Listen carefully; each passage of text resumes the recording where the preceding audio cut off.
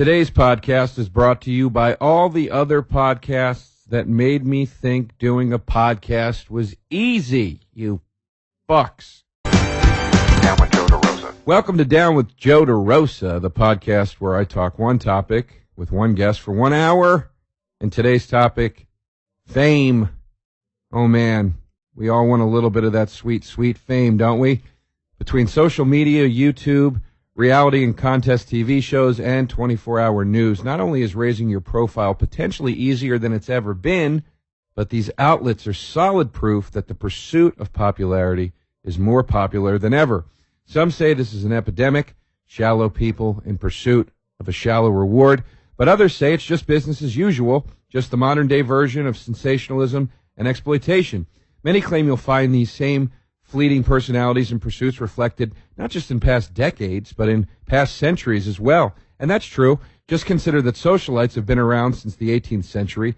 Reality television technically started in the 1940s, and the concept of celebrity dates back at least as far as Jesus. Nonetheless, is the pot of boiling fame enthusiasts finally spilling over? One of my favorite musicians, Kool Keith, once said in an interview that the thing he dislikes about performing these days is that, quote, and I'm paraphrasing, the rapper used to just be the person on stage. Now everybody in the crowd thinks they're a rapper too. And that is a truth that I find at least a bit disheartening. The average person's thirst for fame may be nothing new, but it was at one point a thirst that could only be quenched through sacrifice, commitment, and at least some developing of a skill set. Nowadays, you don't need to do anything more than punch an unsuspecting stranger in the head to see a spike in your Twitter followers. So maybe this delirious assumption that our thirst for fame should be quenched at the drop of a hat will be what leads us to being a people all shaking in unison from delirium tremors. I mean, as a performer, I could easily take the self-righteous road here and say something like, I just want to be known for my art. That's bullshit. That's just a bullshitty way of saying, I want to be famous. And why do I want to be famous? Because I had a shitty time in high school. That's why. And also, I want people to enjoy the stuff I create. But I think that because is important. Many fame enthusiasts don't even have a because. Their reason for wanting fame is just because. So maybe that's what separates us from them. I'd like to have fame, but I'm not in pursuit of it. I just look at it as a potential perk that comes along with being a professional performer.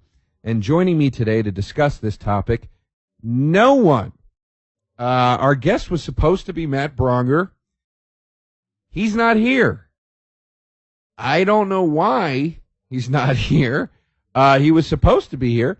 I texted him. This is the text to Matt Bronger. Hey, Matt, you close by. I did that at 1:40, which was... I don't know, about 15 minutes past when we were supposed to meet for this, and he has not responded. I got another text, which I thought was him, but that was just Jared Logan texting me, and he's the guest on the next podcast. So I have one guest that's being overly attentive about the podcast today, texting me when he's not even here, and then I have another guest who I would say is being under attentive, since he's supposed to be sitting across from me right now and isn't here. I hope he's okay, but he didn't show up. I mean, chances are he's okay and just forgot. I feel like the odds are leaning in that direction. The odds are leaning towards he forgot and not something tragic. Let's hope at least, because if this comes out and something tragic happened to Matt, I'm going to look like a real asshole, right? Boo-hoo, your podcast guest didn't show up. They skinned him alive in that basement, Joe. That's why he wasn't there. They skinned him alive. They took him at gunpoint from his car into a basement and skinned him alive. And you're bitching about your podcast? What if that's... Oh, that'd be terrible.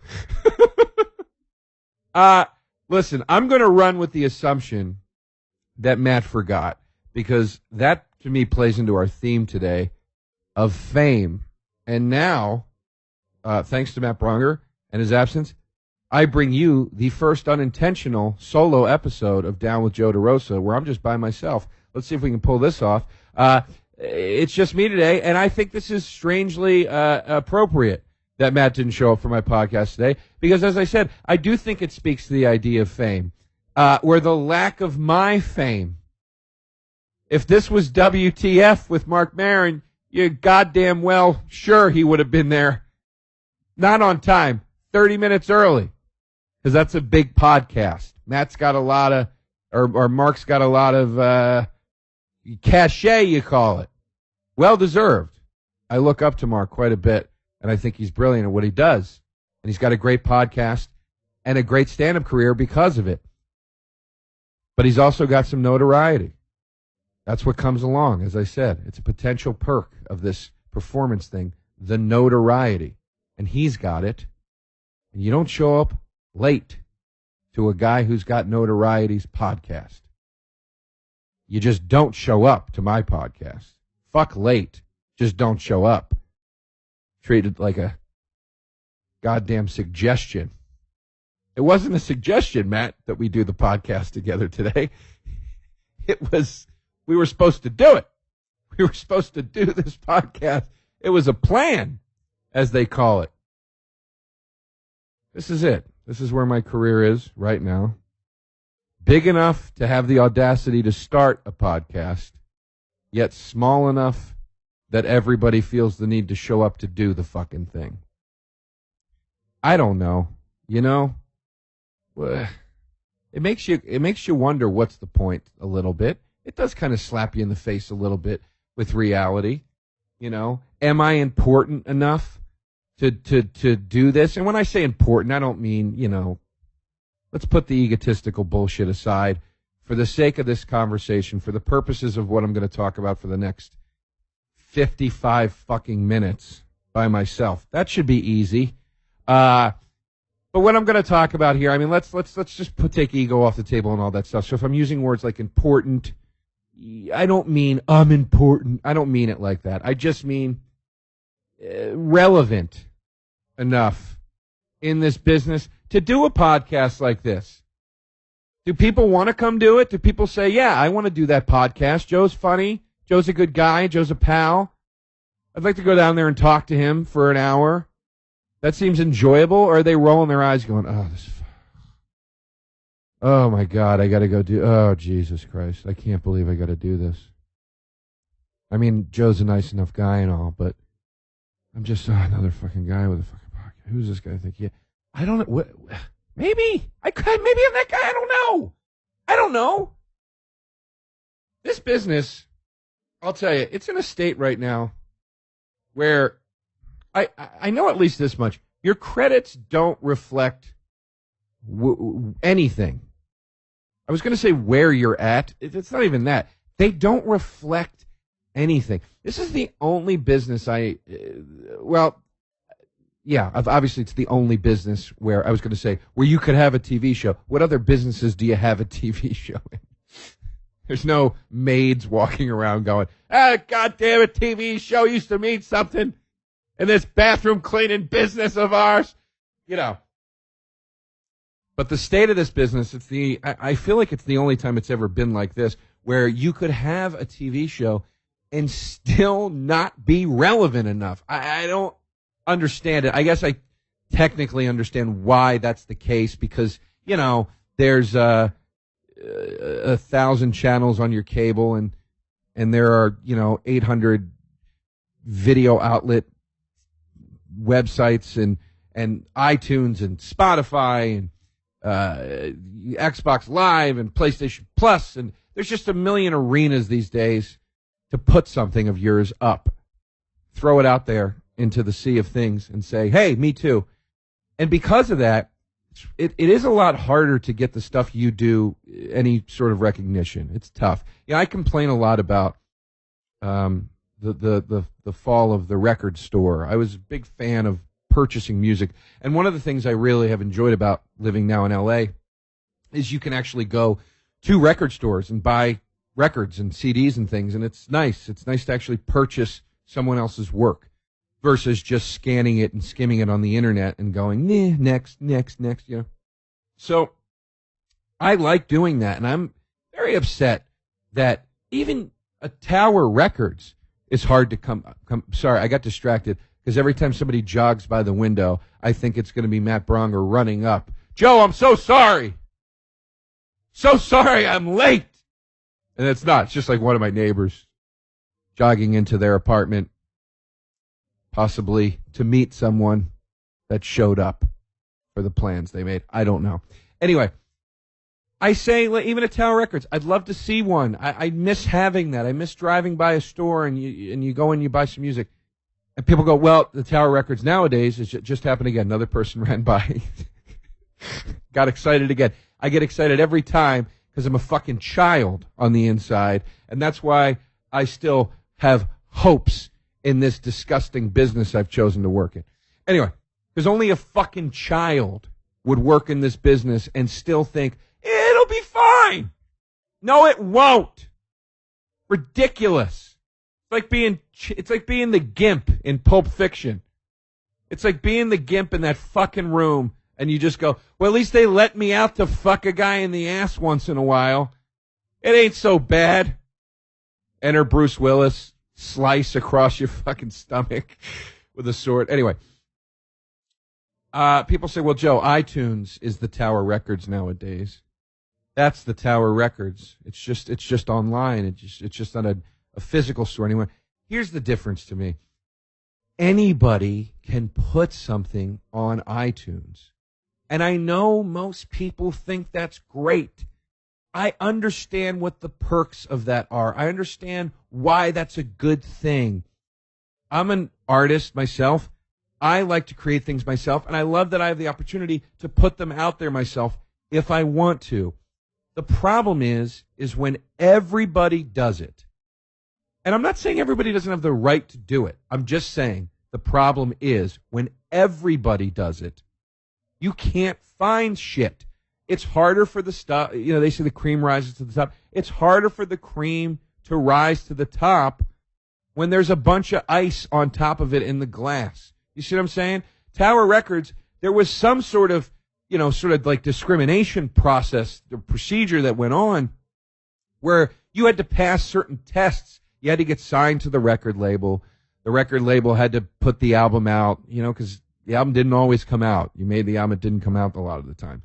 The album finally comes out. Then you're into the store. That puts you in a certain category, a certain class with other performers and artists where you say, okay, we made it all this far. Now it's the dance. It's the competition. It's the match. Let's see who sells and who doesn't. And I realize there's a lot more to it than that, but just to simplify it for the purposes of the point. Nowadays, anybody can put anything. I go, so to me the difference is it's not, iTunes isn't Tower Records, because when I opened the doors at Tower Records, a tidal wave of CDs didn't fall out of it on top of me. I wasn't crane dropped into a room with an ocean of albums in it, like Scrooge McDuck style, where I had to swim through it. It was like there were things that made it into the store, and those were the things that were presented to you. Now you got to sift. You got to find your stuff. You got to get through it all. That's why so many people tour. That's the only way to really make money anymore as a performer. You just can't make money anymore selling. You make some money, but you're not going to make a living off of it unless I guess if you're uber famous, you could, but you got to go out on the road. You got to tour. You got to perform. So that's what you do. You go out there, you grind it out. It's tough.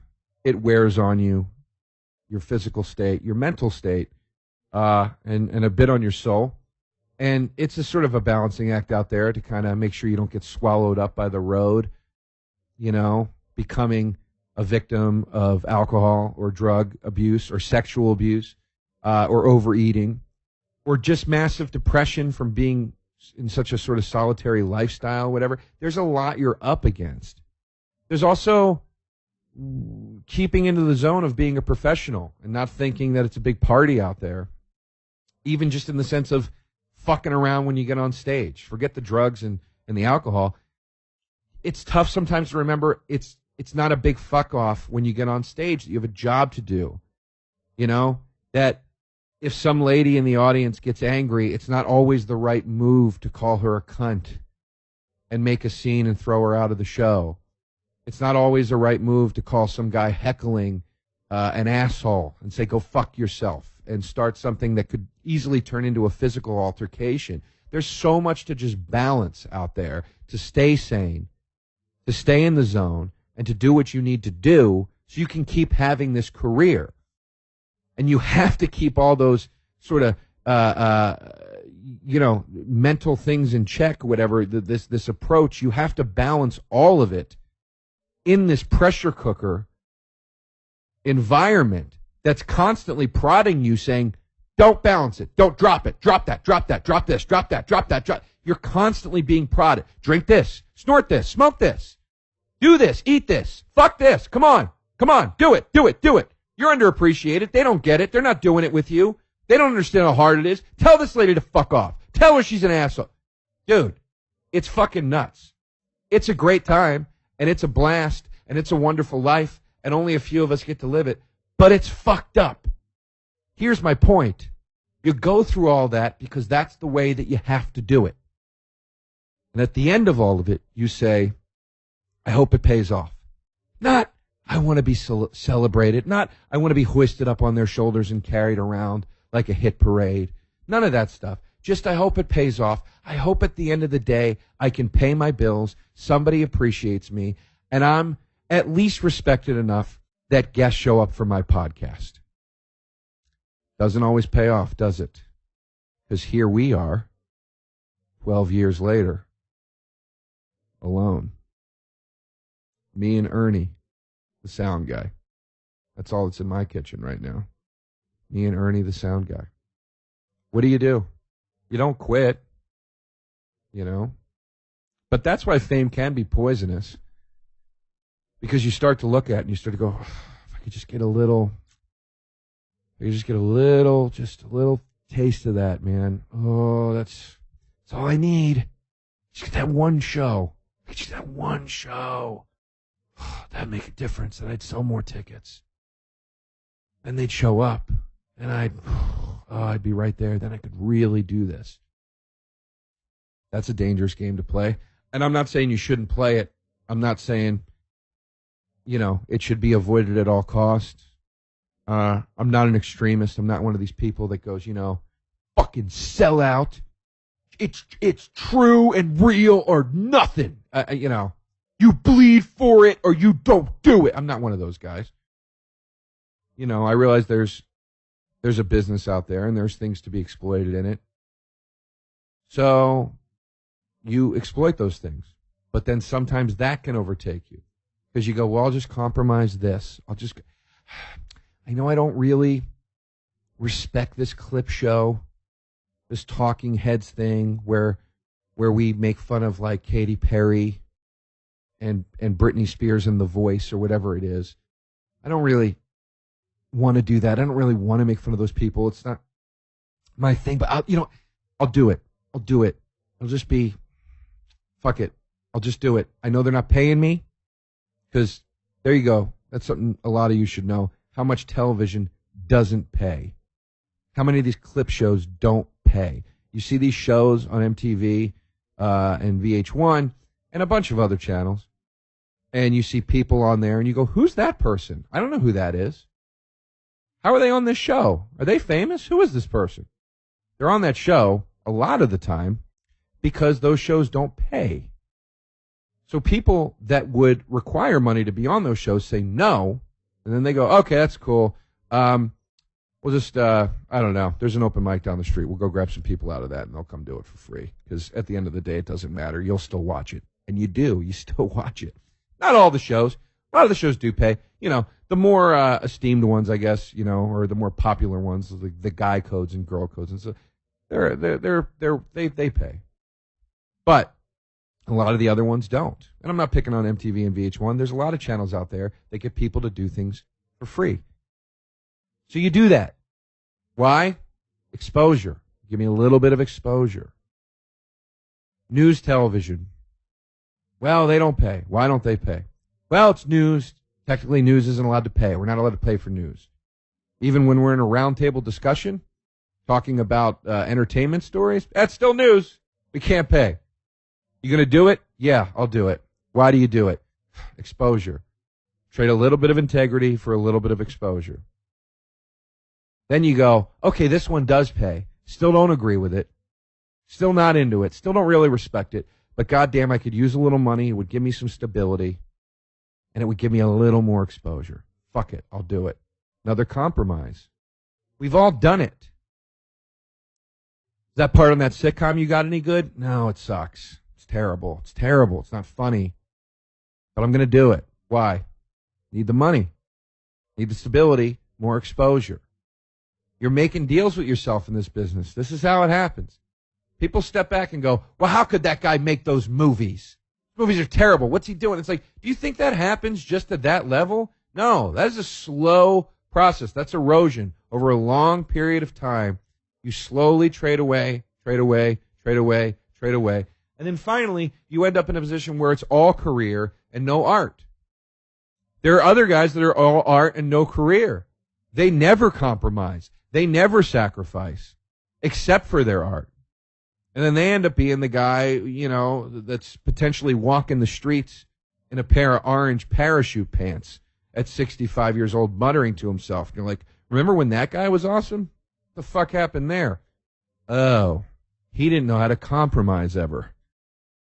It's tough. It's tough. It's a balancing act. It's a balancing act. And no matter what aspect of show business you pursue, no matter what realm of show business you work in, there are fingers pushing you to drop the juggling balls at all times.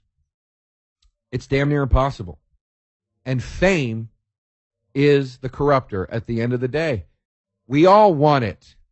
We all want it. I don't want to talk in absolutes on this show. I don't want to sit here and go, fame is evil, man. It's rotten. It's, you know, I don't want to do that thing because there's always gray area. I think there's such a problem, at least in modern culture, this complete ignorance to gray area. I don't understand why everything has to be so black and white all the time. I don't understand why it has to be Democrat, Republican, or spiritual secular, or big business mom and pop. There's a lot of in between. There's a lot of in between. And the in between comes from this, in my opinion. It's not about the church versus the state, or the right versus the left, or the big money versus the small change. It's about us versus them. There are shit people in every level of every business, of every pursuit, of every institution. There are shit people. Just like there's an asshole running some big box corporate store that you can't fucking stand, there's an equal cocksucker running some little fucking deli that's jamming you in the ass for Slim Jims. It's the same shit. Find the people you relate to, find the people you respect, and work alongside with those people. That's gray area. That's gray area. And those people might be in a small operation or a large one, but that's gray area. So there's gray area with fame. It's not all evil.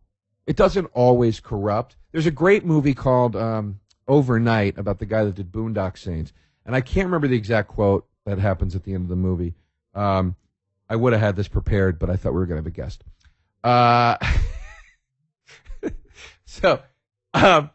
But there was a great documentary, as I said, called Overnight, and there's a quote at the end of the movie. It says something along the lines of, fame doesn't corrupt.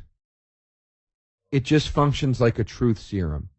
It removes the mask to reveal the person that was always there. And I agree with that. I think it's a lot like alcohol. You know, people say, well, he's an asshole when he drinks. It's like, well, he's an asshole all the time. He's just hiding it. Oh, you're a lot of fun when you drink. Yeah, I'm a lot of fun all the time. I just can't seem to get there without a couple of drinks. You know, you cry when you drink. Yeah, well, miserable person. By the way, I'm not talking about me in all these. Sounds like I am. I don't cry or get angry. Or I have gotten the fun guy thing. People will say, man, you're really fun when you drink sometimes. And I'll go, yeah, because it's I'm uninhibited and I feel looser and more comfortable. Am I fun when I'm sober? I don't know. Am I, Ernie? Yeah. Ernie just gave the saddest head shake. It was really... You shook your head like a dog at the pound where they're like, we're going to kill you or you can go home with this guy that's going to dog fight you against other pit bulls.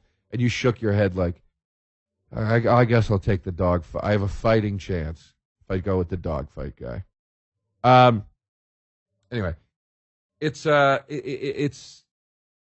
fame is like alcohol. It's like alcohol. It's something that does, in my opinion, reveal the person that was always there. Now, it amplifies it, too, because alcohol amplifies. A sad person will cry when they get drunk. A ornery person will fight when he drinks. A positive person will be gleeful when drunk. And I think fame does the same thing. It takes you to the sort of concentrated version of yourself. And some people become nightmarish. But I think those people are easy to spot, I think the ones that understand it and get it are as obvious as the ones that don't. You look at a guy like Ray Romano, never met him. Seems like a great guy. You can just kind of tell. You look at that guy, you go, there's no way he's an asshole. Why? He's a family man, has kids, did something that was really true to himself, doesn't whore himself out left and right, and at the same time was massively successful. There was never once anything I've ever seen that guy do on his TV show or in his stand-up or anywhere that in any way came across to me as condescending or arrogant or elitist or shitty. It's like anything else. You kind of know he's a decent guy. On the other hand, you see the person that's had 18 plastic surgery disaster operations on their face, and they're hosting some kind of fucking oyster shucking reality show, and you're looking at them going, this is what you fucked up your face for? You fucked up your face to host Oyster Hunt on the Learning Channel? This is what you did that to your face for? This was your dream to host Oyster Hunt? No, it wasn't their dream. It wasn't. But all they wanted was fame. I guess that's what I'm saying. You can kind of tell the person that pursues their craft and the person that pursues just fame. I look at a guy like Ray Romano. I feel like, is that a weird example? It's kind of a weird example. I don't know why. I just feel like it's weird that I keep talking about Ray Romano. But I just look at that guy and I go, that guy just did his thing. I guess it's because, as I said, he's a family guy. He did a sitcom that was really successful, but it was about his family, essentially. It was based on his life. His stand-up is about his family. He's just who he is, and he saw a lot of success from it. That's great. That's really great. So when I look at a guy like that, I go, that's a guy that was true to himself, and it paid off eventually. Awesome. But when I look at somebody, these people that do these TV shows, it's so fucking sad. You see the ones that are just chasing fame. And why? Why? Here's what's so interesting to me about that. 9 times out of 10, the person that's only in pursuit of the fame is usually someone who is good looking. It's usually someone who is very vain. And it's usually somebody that is willing to completely fuck up their face with surgery. And that to me says, I was popular in high school. I was the hot shit in my hometown. I need that to keep going. I need something for nothing to keep going for the rest of my life. The people that saw success and fame came along with it are usually not necessarily bad-looking people, but not gorgeous people, not hard bodies by any stretch of the imagination. They're just people. They're just people. You see these people, though, man. You see these other folks, these like walking mannequins. You're just like, man, you just wanted to keep being the quarterback. You just wanted to keep being the cheerleader. Everybody waited on you hand and foot. You were fucking spoiled. And you think for some reason you deserve to be celebrated. And again, another irony in this fucking layer cake, in this layer cake example I'm giving right now, where I just keep adding shit on top of it. Another irony is most of the time, those people are the ones that fall the hardest. The people that started popular and keep pursuing that popularity are the ones that fall the hardest. Whereas the ones that weren't popular, that don't pursue the popularity, end up being the mainstays. Very interesting thing to me. It's a very interesting thing to me. The climate right now is, I mean, I don't know if people always just wanted to hear themselves talk, as he said as he hosted his own podcast by himself. I don't know if people just want to hear themselves talk, and that's a recent thing, or if that was just always the way it was, and we finally just have the outlets to do so 24 hours a day. But I mean, my God almighty. I'm so happy these Twitter chickens are finally coming home to roost. Oh, God, I'm so happy. It makes me so happy when I get to see somebody hang themselves on Twitter. God, it makes me so happy. That's what you get, you dumb shit. You dumb shit. You're not supposed to put every thought that comes into your head out there immediately. Think about it.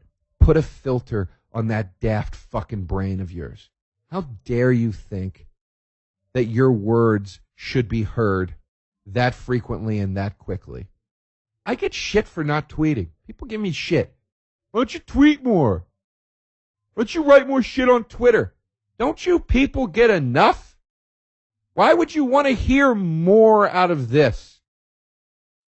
I'm giving you this podcast where I ramble on about stuff I don't even know if anybody cares about for an hour every episode. I get on stage and just stroke myself with my comedy and my opinions.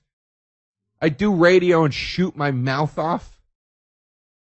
Well, you don't need any more. Why don't you tweet more? Because some of this needs to stay in my head. So certain things need to stay in my head, and you don't want to hear them. Trust me. Trust me on that. That chick that got in trouble, the one that wrote the AIDS joke, the publicist lady, made me happy. Made me happy. I know that's kind of a shitty thing to say. You know, I'm not sitting here, I love to see another person go through some hardship, suffer hardship, whatever. Oh, Matt Bronger tweet. Let's give the update.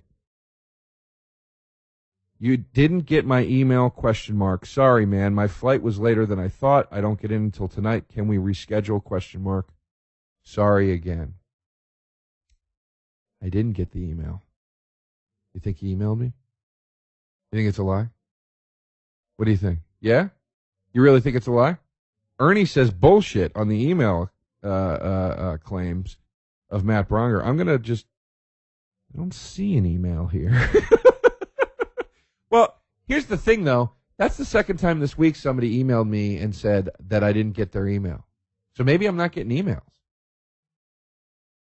Maybe that's what it is. Ernie, you're like a pillar in a time of need when a guy needs to lean on your shoulder. Ernie, for those of you that couldn't hear him and think it's because he's not like mic'd, no, he's not speaking. He shook his head slowly and just went, could be. Thanks, Ernie. Well, what's your other job? You're a therapist, right? Isn't that what you do outside of sound engineering?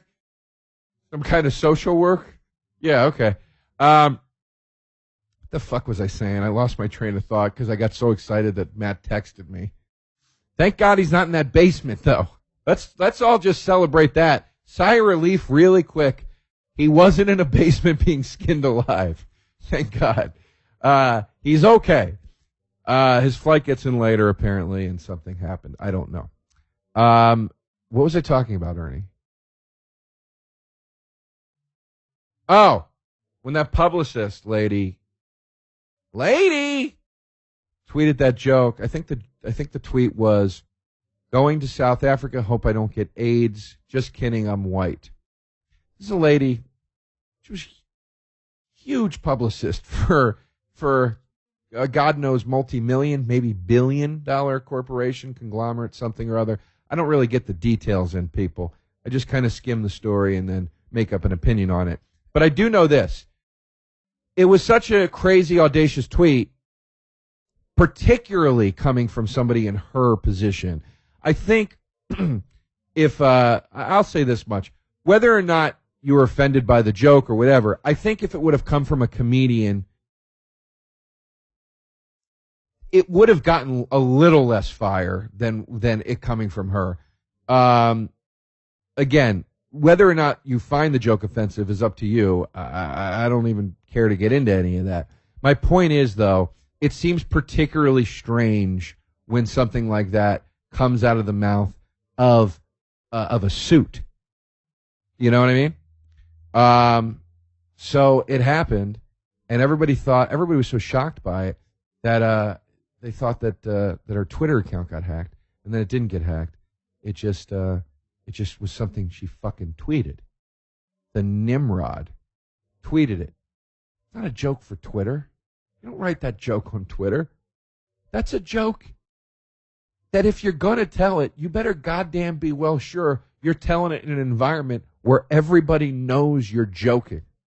Where somebody goes, this guy's got a sick sense of humor, but I know he doesn't mean it.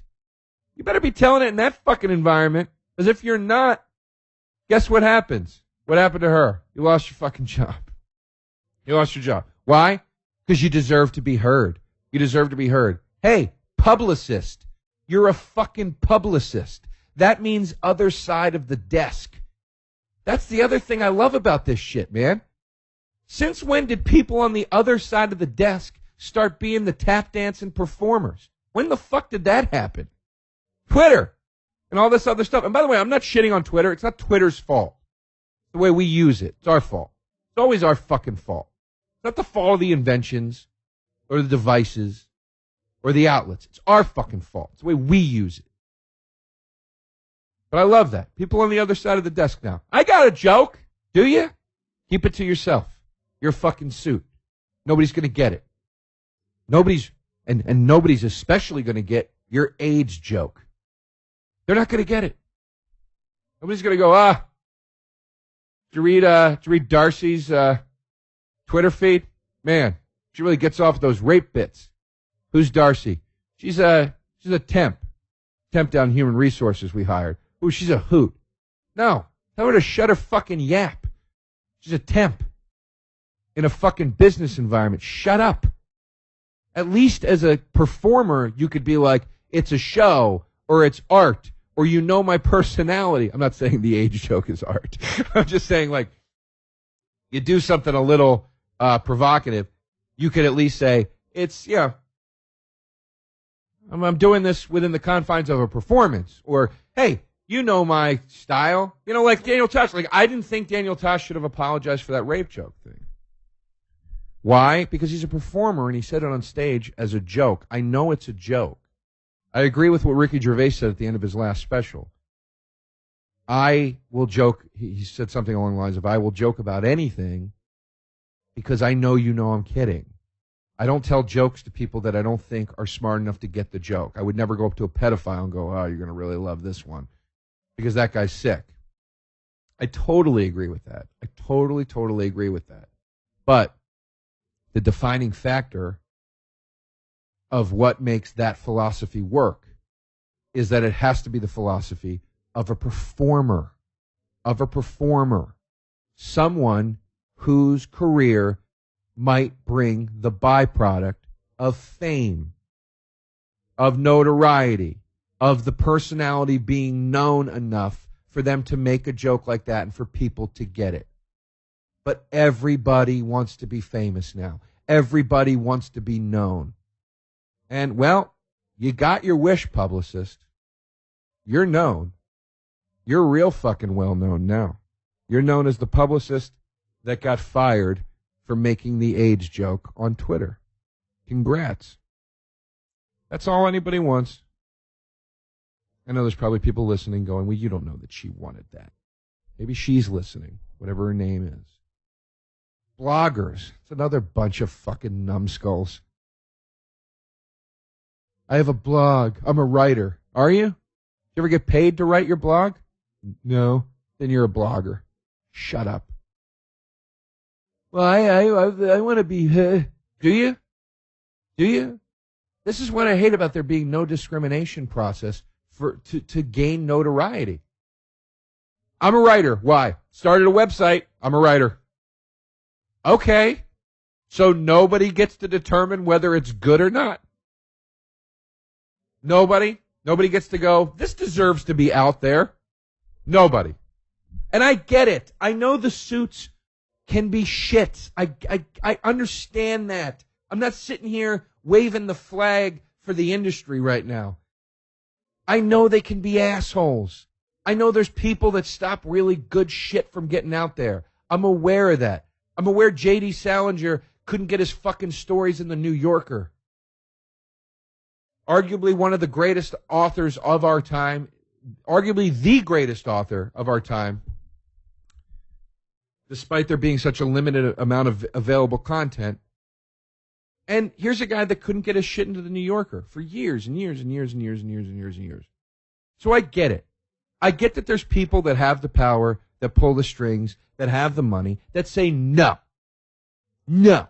Why? Because they're in a bad mood that day, or they think they're smarter than they are, or whatever the reason is. I understand that. But I also think there needs to be some sort of process to weed out the horse shit.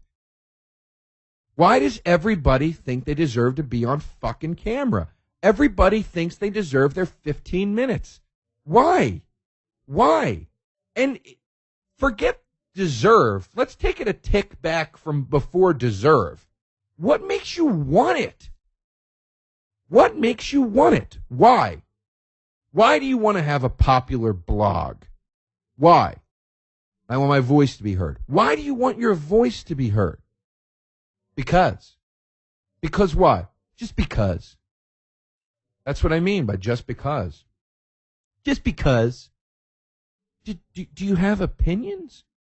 Yeah. Do you believe in them? I think so. I don't know. Just because. Just put it out there. Who cares?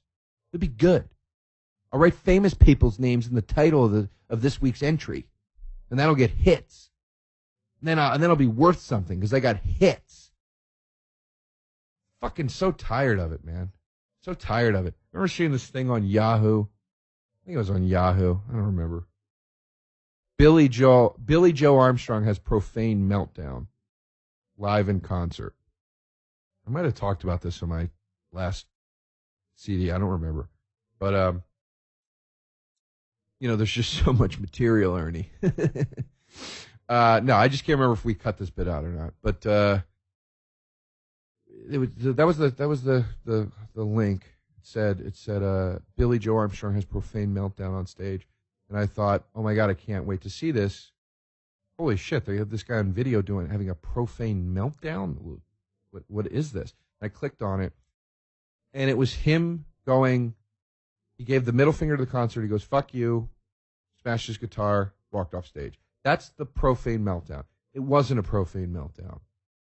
It was Billy Joe saying fuck you and giving the finger. And then this fucking website took it and did what everybody does. Put this completely sensational title on it. And then everybody clicked on it. People trick you into their own fame these days. A zillion hits on YouTube. A zillion hits. Why? Man, you must be doing some amazing shit. A zillion hits. What did you do? Oh, I reenacted There Will Be Blood with Doritos. Oh, so you just made a thing and called it There Will Be Blood, and then people saw that and clicked on it, and then that's why it got millions of hits. Okay, no, that's cool. That's great, man. How's it feel? Feels great, man. I'm worth something. People know me. Zillion hits. Great. What are you going to do with that? Oh man, we got big plans. Yeah. We're gonna do Gravity next. We do Gravity with all pomegranates. It's gonna be fucking hilarious. 2 pomegranates flying through space. We're gonna call it Gravity. Oh, that's great, man. That's great. What a pursuit, man. Yeah. Yeah, man, it's gonna be awesome. I got a facelift plans for next month. Then I'm gonna be I'm auditioning to host this new show called Oyster Hunt. It's gonna be real big stuff. I don't know, man. I don't know. I guess it was always like this, though, as I said, you know? It's nothing too new. I mean, I guess, wasn't that what that Marie Antoinette movie was all about? It was like she was like the first socialite, you know? You know, the sort of Paris Hilton personalities, they've always been around, you know? But it just seems like they're more celebrated than ever before, you know? We celebrate it. That's what I don't get. We celebrate these people that pursue the fame at all costs, and we don't even reprimand them. That's the thing. Maybe if we could at least just go, all right, you got it. You got it. You won the fucking trophy. But now here's this forum where we're going to talk about why you were wrong, why you shouldn't have done that, why it was impure what you did. There isn't. There isn't.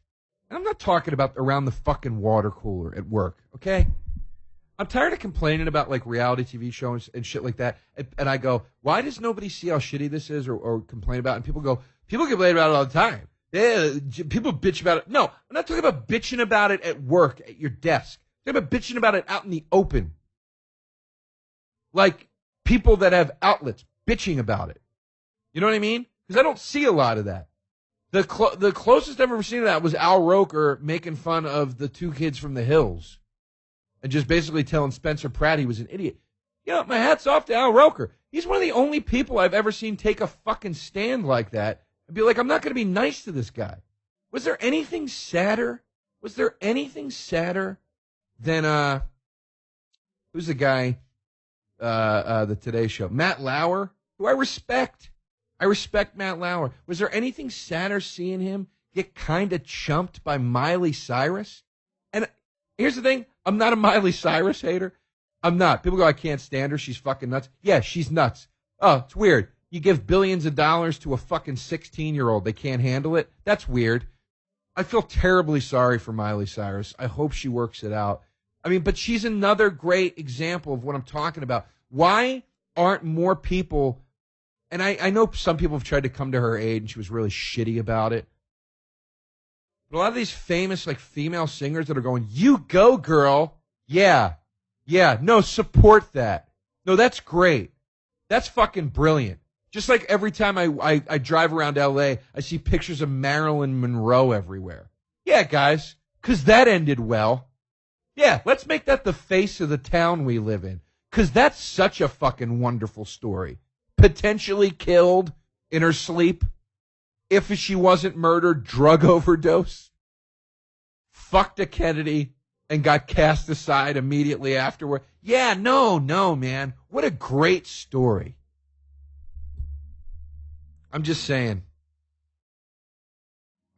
More people, I really think, need to complain about this shit a little more openly. At least then I could go, okay, it's out there and it's a thing and it's bringing people, the wrong people, a lot of money and a lot of a higher profile. But at least there's this other thing that's counteracting it a little bit. And the other thing just doesn't seem to be out there. You know? I just don't see it. This fucking reality TV I mean, it is just a cycle of pigs. Got a bunch of pig people that go, whatever I got to do to be on TV, I'll do it. Just do it. I'll spit in her face. We'll slap each other around. Then you got the pigs over them. Those are the producers and the directors. The people that don't have the decency to step in when the 2 other pigs are slapping each other in the face and pulling each other's hair and go, listen to me. I got to tell you this right now. I'm a producer on this show. You 2 are acting like pigs. It's gross. You're going to look really bad. We haven't even edited this yet. We're going to edit it and put music behind it, and then you're going to look super fucking bad.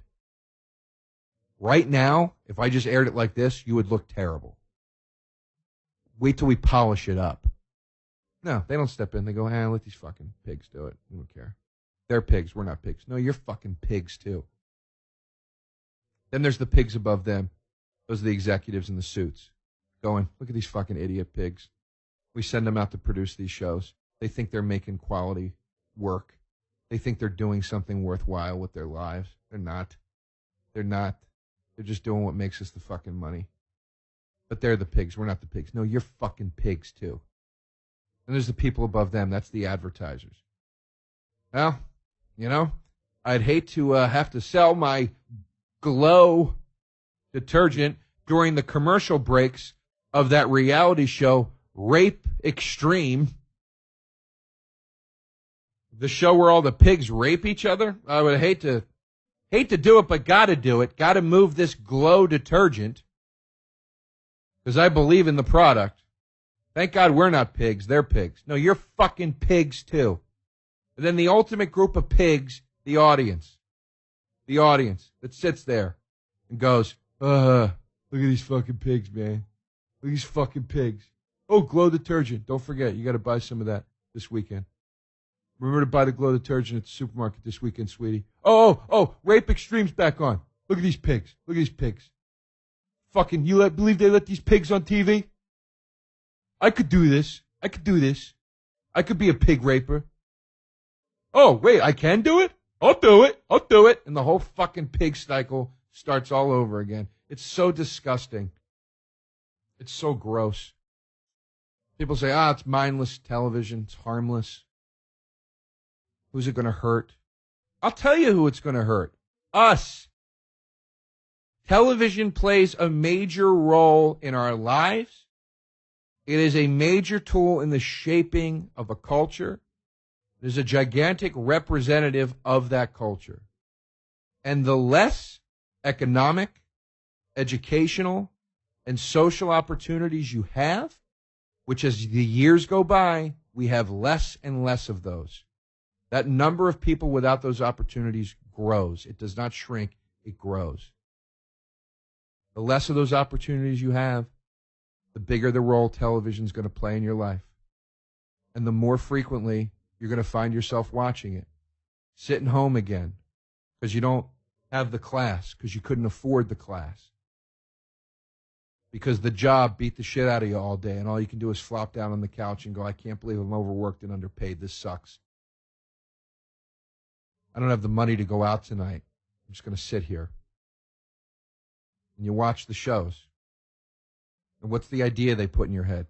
I don't have to aspire to be anything great. I could be a pig raper and just make money. As long as you have money, you can act however you want. Wow. If you just have money, it's okay to act like a complete piece of shit. That's what the next competition show should just be. It should just be called America's Next Piece of Shit. It should be just people coming out going, I'm a piece of shit. Well, why are you a piece of shit? Oh, man, I'm a big piece of shit than you. I'm a way bigger piece of shit than you. I get drunk and I piss on my furniture. Wow, all right, yeah, you're kind of a piece of shit. You do it on purpose? Fuck, I don't give a fuck. Sometimes, yeah. Okay, you're a piece of shit. Now I'm a bigger piece of shit. Why are you a bigger piece of shit? I throw shit at homeless people. I drive by in my car, I throw shit at them. Wow. That's a good one. You're a real piece of shit. I'm a bigger piece of shit. Why are you a bigger piece of shit? I dressed a man up in a leather suit. I had him in a cubby hole. And we kidnap people. We fuck him with the leather man. Wow. You win, gimp guy. You win.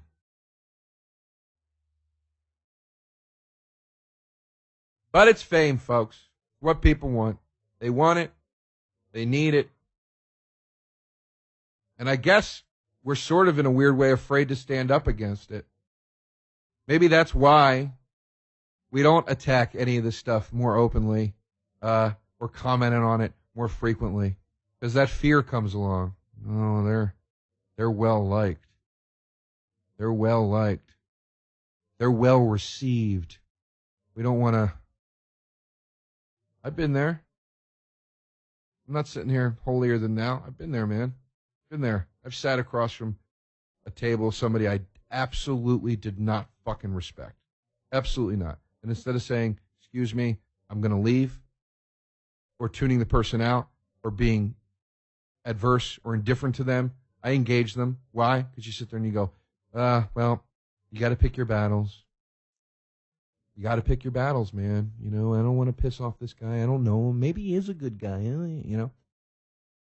And once again, you're right back where we started.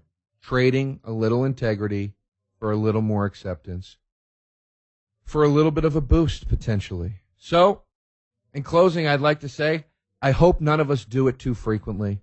I hope none of this ever spins out of control. And I hope, ultimately, that this is just a thing that's always been there, and we're just seeing it framed differently these days. That's what I hope to believe. I really do. I hope that's the case. I hope it's not that the epidemic is worse than it's ever been. I hope that things haven't fallen deeper and darker and dirtier than they ever have been before. I hope that it's not a case of we've gone too far and there's no turning back. I hope it's just, it's always been like this. It's always going to be like this. So stop fucking worrying about it. And maybe, just maybe, one day, you'll be famous enough to finally not give a shit about any of it. Thanks for listening, everybody. This has been Down with Joe DeRosa. I appreciate you being here. First solo episode, Matt Bronger. If you did email me, sorry I didn't get it. If you didn't, you son of a bitch. I hope you guys keep listening. I hope you enjoyed this. At Joe DeRosa Comedy on Twitter, and JoeDeRosaComedy.com is the website. New album, You Will Die. Please check that out when you can.